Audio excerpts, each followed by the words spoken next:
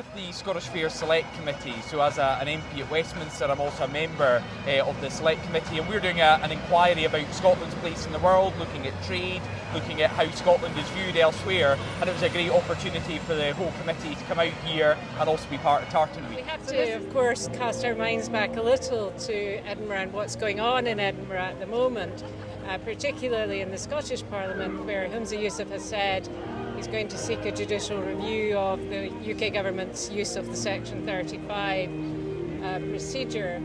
I know you will have a view on this, Ian. Yeah, well, I mean, I think really it's going to be a waste of more public money on this. So really, rather than throwing lawyers at this and throwing money at the courts, it'd be better to get together and try and find a workable solution, and that's what we'll be calling for. We really need to separate, I think, the constitutional issue here from the substance of the issue. The substantive issue has to be resolved by both governments coming together, and the technical issue around the constitutional use of Section 35 we will defend on the basis that it's there and designed to make the Constitution work. You don't think that the Section 35 procedure actually threatens devolution and the devolved government? Well, actually, it was designed by Donald Dewar to ensure the Scottish Parliament could legislate freely without having to worry about cross-border issues. This was a piece of legislation that was heavily scrutinised in the Scottish Parliament. It was passed by a supermajority of members of the Scottish Parliament, which has faced an unprecedented challenge with the use of the Section 35 order. If our Parliament's worth anything, it's worth defending, and it's worth respecting the laws that's been passed.